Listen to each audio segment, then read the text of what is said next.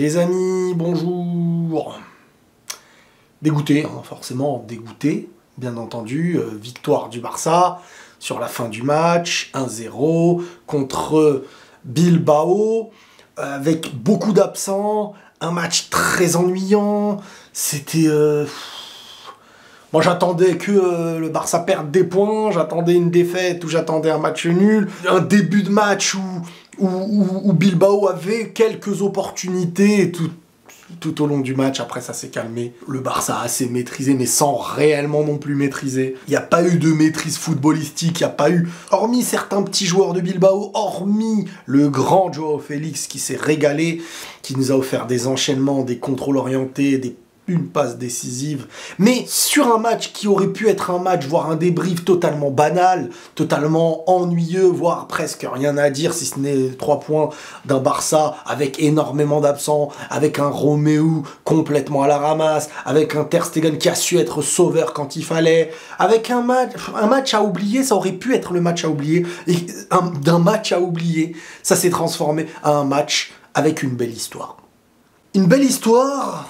Parce que dans ce match-là, un jeune de 17 ans, Marc Gouillou, en 33 secondes, première entrée en pro, première frappe, but. Et un but très important pour le Barça. Parce que ce but-là, les gars, permet d'arriver contre le Real Madrid avec la possibilité de prendre cette première place. Ou du moins de passer devant le Real. Et ça voilà, c'est...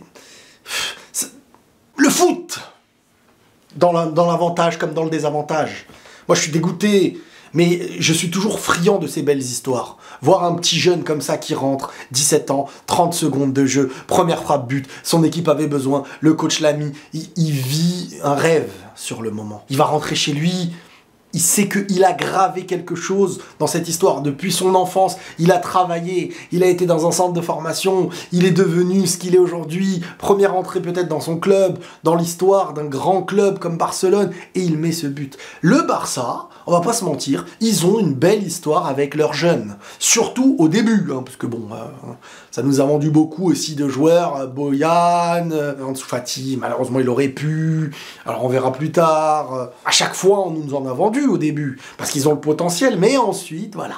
Mais l'histoire des débuts, des jeunes, de faire sortir des jeunes, la Masia et tout, c'est réputé, on peut pas mentir, c'est une réalité. Donc chapeau aussi pour ça. Et chapeau pour ce jeune Marc Gouillou, si je me trompe pas. Le mec, regardez là, moi je suis là, je parle de lui, en 30 secondes, tous les mecs qui débriefent ce match dans le monde vont citer son nom. Vous avez vu l'impact que peut avoir le football, ces clubs-là. Ce mec, en 30 secondes, va faire parler de lui dans le monde entier, en ayant sauvé ce Barça avec 3 points, en prenant les 3 points avant un Classico. Alors ça, en fin de saison, ce truc-là peut être... Tu peux faire un faux pas et le Real te bat, et après ils prennent une avance. C'est ça le championnat. Le championnat, c'est à la fois... quelque chose où chaque match n'est pas dans un risque d'élimination, mais à la fois chaque match compte sur la finalité quand tu réfléchis bien. Et c'est comme dans la vie. Chaque chose, tu peux dire ouais mais bon, ouais mais bon, ouais mais bon. Et de l'autre côté, celui qui se dit ouais non mais pas bon. Non, pas bon. Et je me donne. Et au final, tu vois à la fin le plus face à celui qui n'a pas additionné. Bon bref, vous m'avez compris. Donc voilà, sinon Joao Félix, j'ai envie de revenir sur ce joueur-là qui offre, purée, mais ce joueur-là, il est enfin dans un environnement qui lui convient. Je pense qu'il peut encore faire mieux s'il est bien entouré avec les joueurs titulaires et qu'il y a de l'expérience qui se prend avec le groupe, etc. Il y a vraiment possibilité d'être encore... parce qu'il a encore une marge. Je n'ai jamais remis en question le talent, j'ai toujours... chercher la manière dont tu le feras jouer, mais dans une équipe qui joue au ballon et qui a la possession, c'est ce qu'il peut y avoir de mieux pour lui. Ce Barça, vivement le retour de De Jong, vivement le retour de Pedri, parce que Romeu, il est complètement perdu. Là. Romeu, si tu ne lui mets pas des mecs qui vont avoir cette maîtrise de balle, ces déplacements, et qui apporteront la possession de ton équipe et la tranquillité, bah, tu le mettras moins en difficulté et tu lui demanderas moins d'être dans ce qu'il ne sait pas trop bien faire. En fait, tu joues avec ses points faibles au lieu de jouer avec ses points forts quand les autres savent jouer au ballon. Maintenant, il n'y a que ça à faire au Barça. Là, tu vas mettre qui? C'est hyper compliqué avec tous les absents. Le duo des Williams, Iñaki et Nico Williams. Ça me rappelle Venus Williams et Serena Williams. Comme quoi les Williams, ils arrivent à être des frères ou des sœurs en pro avec un bon niveau les deux. Ça c'est marrant ça. Oh, c'était la petite parenthèse. Bon, Cancelo, moi je trouve qu'il a été en grosse difficulté en phase défensive en première mi-temps contre Nico Williams. Vraiment, il a été vraiment en difficulté. En plus, lui, c'est un joueur qui ose, qui tente, et des fois, ça peut se retourner contre lui. Je vous l'avais déjà dit. Hein. Maintenant, en phase offensive, ils auront été là, mais quand même, hein, tu sens que ce Barça, avec tous les absents, n'avait pas la maîtrise. Ça balançait beaucoup. Gavi a ça de prendre un deuxième jaune et de ne pas jouer le Classico. Hein. Sur la fin de match avec le tacle, alors j'ai pas vu le ralenti, je pourrais pas vous dire. Mais après, honnêtement, hormis la première mi-temps, je pouvais espérer Bilbao faire quelque chose. En deuxième mi-temps, j'ai trouvé qu'ils se sont fait manger dès la reprise et qu'à un moment donné, c'était, voilà, ça cherchait plus le match nul qu'autre chose. Il n'y avait plus de possibilités. Après, il y a eu des gros ratés en deuxième mi-temps aussi. Hein, Lamine Yamal, Torres, je crois, je me rappelle plus.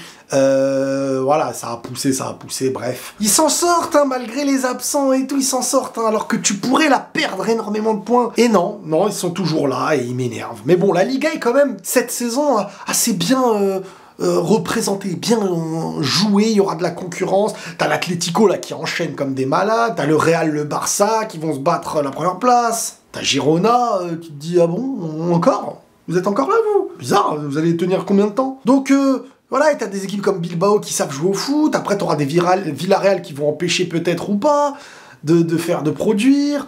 T'as un Séville aussi, comme hier, qui empêche le Real de prendre des points. La Liga, cette saison, c'est quand même pas si mauvais, hein, par rapport aux dernières saisons. On verra, en tout cas, c'est pas mauvais dans le fait qu'il y ait une concurrence. Personne n'a clairement pris l'ascendant, on va être bientôt à la trêve hivernale quand même, hein. Et ils sont toujours, voilà, il y a toujours un enjeu de reprendre une première place entre Girona, entre le Barça, entre le Real. Ter Stegen, voilà, présent quand il faut, hein. Présent quand il faut, c'est ça qui fait la différence. Tu peux être mené au score, hein, dans ce match-là. Tu peux être mené au score, il y aurait pu avoir des pénaux des deux côtés, hein, parce que j'entends beaucoup sur les réseaux toujours parler du côté Barça. Je suis obligé de revenir parce que maintenant, en fait, si je reviens pas sur les arbitrages, on va toujours dire, ouais, mais le Barça se fait voler. J'ai deux séquences où t'as Gavi qui saute en retard quand l'autre il est dans une tête qui peut être une tête de but. Il saute en retard au niveau de son dos. Et ensuite t'as le moment où Cancelo il tire comme ça normalement dans le dos.